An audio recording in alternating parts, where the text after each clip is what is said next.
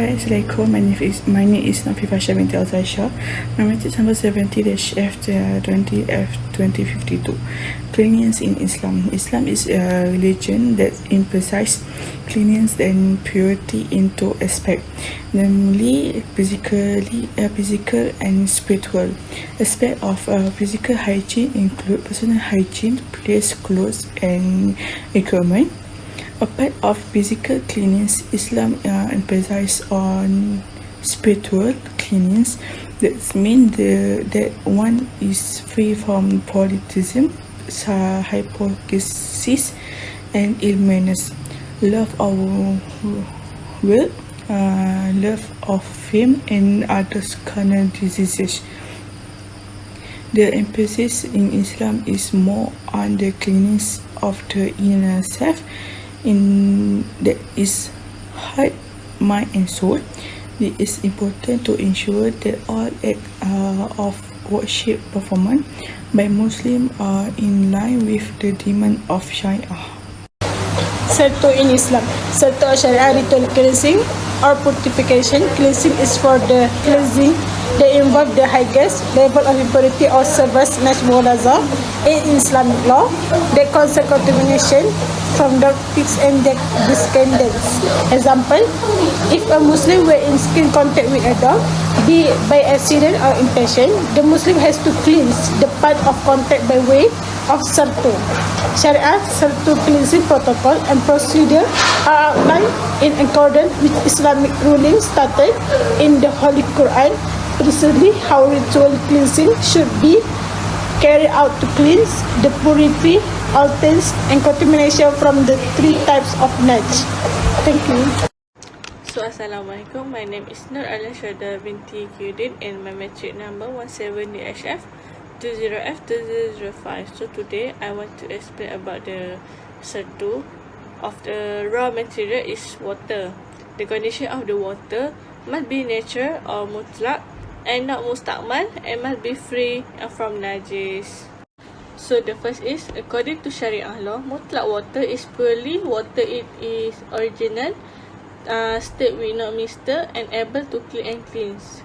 The number 2 is mutlak water is water has not been in contact or in use, be it to wash it oneself or to wash away, fill and such or mix with any soap to other such chemical. The third is water that is not contaminated with any impurities. And the lastly is absolute mutlak water is generally accepted to be as a water from rivers, wells, rainwater, dew, seawater, melted snow, spring water, and tap water. The technique of using water for the sertu operation and are categorized in the subsequent process or procedure. Hi, Assalamualaikum. My name is Dini Nabila binti Muhammad Zahid Azhar. My matric number is F2028. So today I will talk about product, soil and agent of cleansing. So number 1, soil generally refer to clay. However, modern technology has developed agents of cleansing such as sertu, clay product, soap and chemical agent for sertu cleansings. And number 2, not mustakmal, a soil which ain't been used, dry ablutions. Number 3, the condition of a soil must be free from najis. And the lastly 4, the amount of soil or agent used for ritual cleansing must be determined in a proportionately greater amount of water, raw material used for the cleansing process.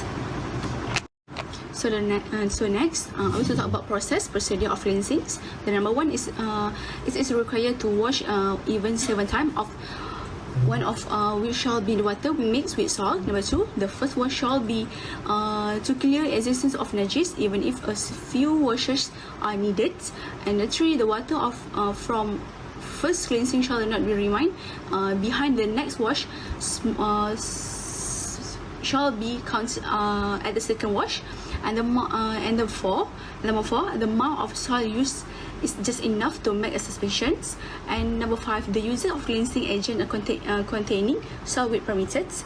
And then lastly, number 6, this process shall also include controlling the flow and discharge of the cleansing and rinsing water into proper drainage and drains. Assalamualaikum, my name is Syauki Razi. So today I would like to talk about step for SIR2. There are 5 steps in SIR2 process. So the first step, you must remove all impurity first until clean. Next, you must prepare enough water by mixing the soil into the water until the water turns into the color of the soil. Third, you must wash the place affected by muhalazophysis with water mixed with soil as the first wash. After that, rinse with clean water 6 times until the 7 washes are complete. Last but not least, on the next wash, it is allowed to mix with a halal branded soap washing agent to clean all the impurity of the muhalazophysis. Next is dalil of SIR2, the ruling regarding of SIR2. SIR2 is a process of removal of najis from dog's lick. This is in accordance to several hadiths from the Prophet Muhammad sallallahu alaihi wasallam. Regarding this issue, in a narration by Abu Hurairah radhiyallahu anhu, the Prophet Muhammad sallallahu alaihi wasallam said, "Tahuru inna ahadikum iza wala'i fihi kalbu ay yaksiluhu sab'a marratin aw la hannu bil tarabi." The cleansing of the utensil belonging to one of you after it has been licked by a dog is to wash it 7 times and using soil for the cleaning at the first time. Sahih Muslim 279. So for the conclusion for our team, this is about SIR2. Islam take great care of cleanliness in the use of daily equipment, practice as well as being one of the important things to eliminate germ disease found on the equipment or area affected by feces, especially muhalazophysis.